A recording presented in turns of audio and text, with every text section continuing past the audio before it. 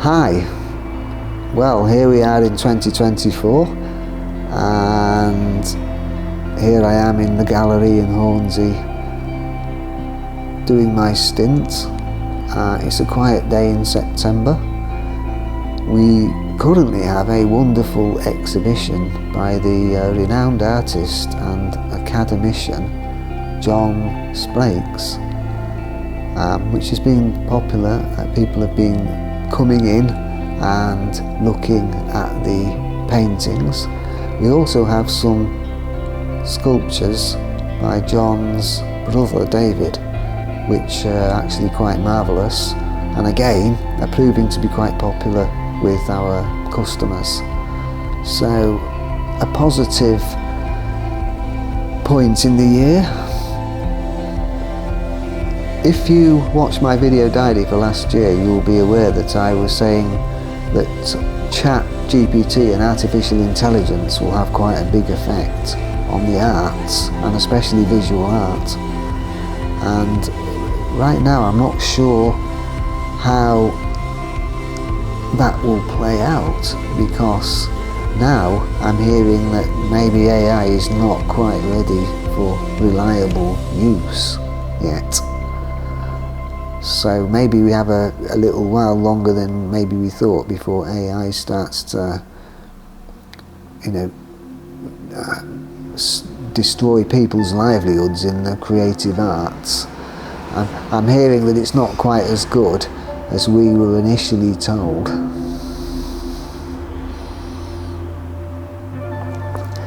Do you know, many of the local artists that I occasionally associate with, they're using acrylic paints now exclusively in their work because of the convenience, the easy clean-up, and the fact that the paints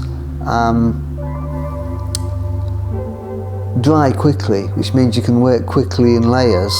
Because I think now for many professional and semi-professional artists, time is of the essence. So I can understand why people use acrylics.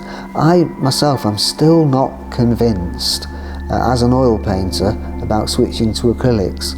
Now, there's two types of acrylic I use. I use Raoni Kryler acrylics, which are traditional acrylics. They dry very fast. They dry within about half an hour. But I've also started using Golden Open acrylics, and they dry very slowly. In fact, I've found that if I spray a mist of water on them and keep them in a sealed container, then my acrylics remain usable for several days. In fact, over a week. I mean, that's pretty good. If you're an oil painter and you're used to the slow drying times of oils, you definitely ought to look at Golden Open acrylics, because in many ways they do handle like oils, and I'm using them now to do underpainting, and I find that with these oils I can go a lot further in the underpainting, and it becomes not so much an acrylic underpainting as an acrylic underpainting and then adding quite a bit of detail to it, and then the final layer almost is just fining things up with oil paints, and it looks as if that may be the way I'm working in the future. I have to say it's a faster way of working, and a way of working that suits me as an artist working in the 21st century, where time is of the essence. Time's one of your most precious resources. In fact, that's the thing I'm finding in life as I get older.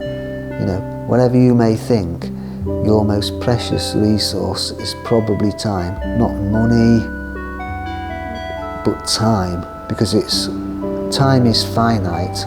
You can earn more or less money, but you can't really earn more or less time. Worth thinking about. Here's a plug for my website. My website is GrahamArt.com, and I have articles on my blog about the philosophy of aesthetics, which fascinates me, and art in general, and I try and document what's happening in the local art scene. and indeed sometimes what's happening in the national art scene. So if you have some time to spare and you want to maybe read a few things about art, if you go to GrahamArt.com/blog, there might be something there that you like.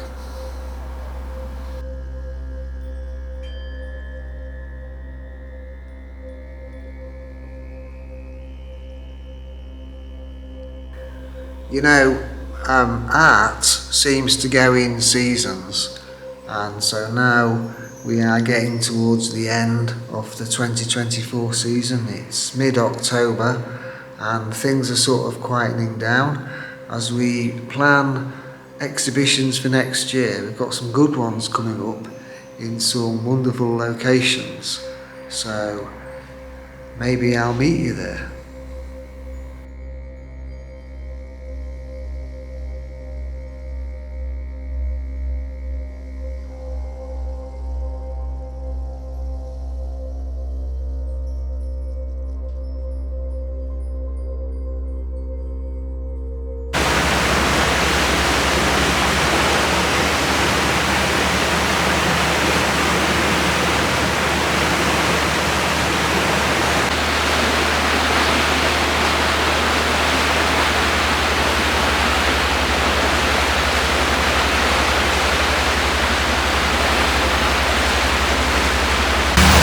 Well, here I am cruising along the River Main in Germany and just going through Frankfurt, which is actually quite an exciting, impressive city, and we're on our way to several very beautiful German medieval towns. This morning I was looking at Chagall's window in St. Stephan's Church in the city of Mainz. I think that's how it's pronounced, and Marc Chagall really did a good job with those windows. Beautiful. One thing I really like about Germany is the very high level of civility and organisation in their way of life. You notice it in the small things, such as how the riverbanks are kept, and just generally in the way things run in this country. It's a very, very orderly, civilised way of life. Yeah.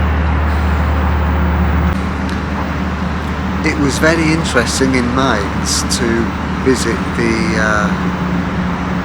Gutenberg Museum, dedicated to the man who of course invented the printing press and who is in fact Mainz's most favourite son, hardly surprisingly.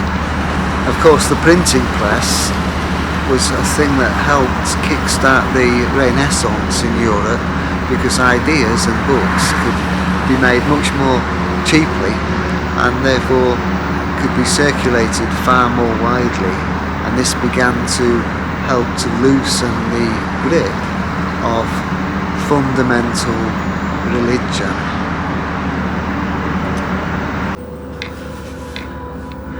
While I'm enjoying all of this German medieval architecture and history and culture, I'm also lucky enough to be on board this very beautiful river cruise ship, which, as you can see, is quite a large ship. It can take, I think, round about 140 passengers. So there are worse ways to see Europe, and I thoroughly recommend this as a way of exploring mainland Europe.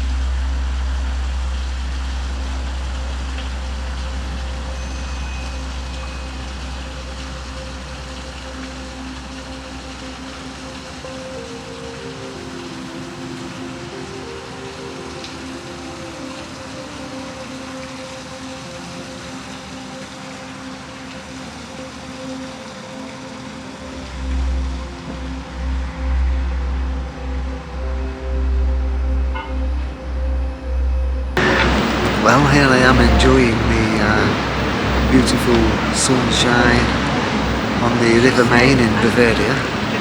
It doesn't get much better than this. There are those who say that art is synonymous with human striving and struggle and pain and suffering. There are others who say that art is synonymous with the good life. I think I'll take the good life. Well, I have to say this is a rather beautiful German church here in Würzburg, and I've seen churches like this before in Poland and even similar ones in Russia. So there is this unity of European culture.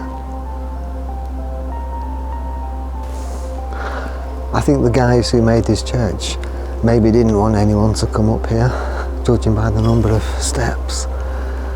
I think it's 300 and odd steps that you have to go up to get to the church.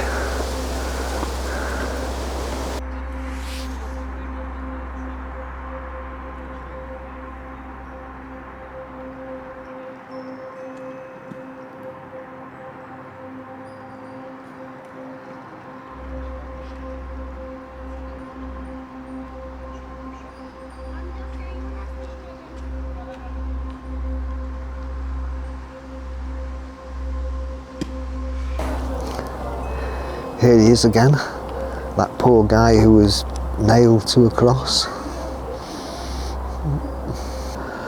I have to say, this is a pretty impressive church. I think it's about 200 years old, and it's right on a hill high above the river valley of the city of Würzburg. Very impressive church if you get the opportunity to visit it. I'm not so sure if it's a Catholic or Protestant church, but I get the impression it's a Catholic church. It certainly has some really beautiful religious statues and icons, as you can see behind me. There's also a very impressive dome structure. Quite a beautiful oil painting in the background. I guess it's a couple of centuries old. I'll have to find out more about this painting. You know what this means? This means autumn. Beautiful red leaves. Now, I personally quite like autumn. I find summer a bit hot, a bit muggy. I'm not supposed to go out too much in the sun because of my eyesight problems. So early autumn, probably my favourite time of the year.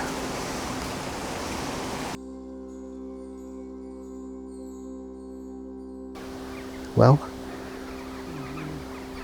here we are in the English autumn.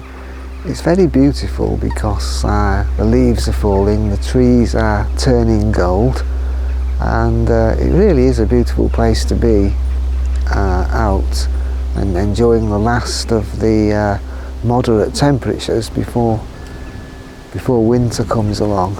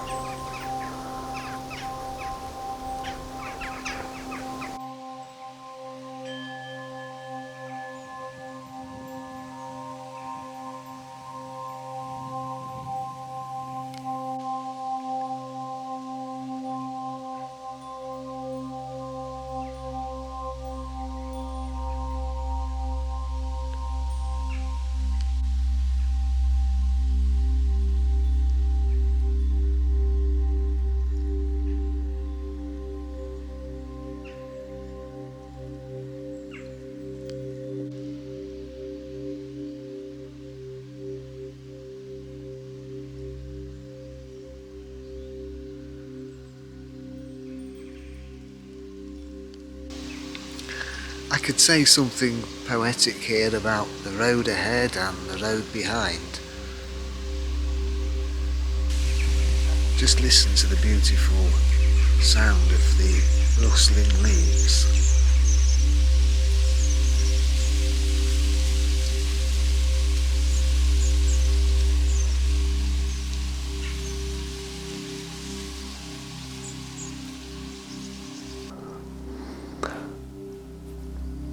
Hi, this is a painting I've been working on for a little while now. It combines my fascination with time and place and history and culture.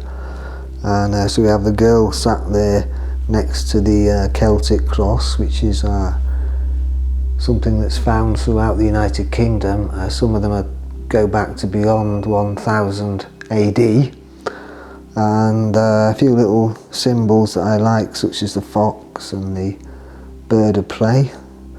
And she's opened a letter and she's thinking about what was in the letter.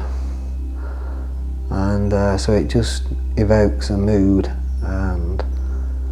but I think I've tried to give it a certain aesthetic appeal, and it will be ready by the end of 2024. So I guess this will be turning up in an exhibition at some point.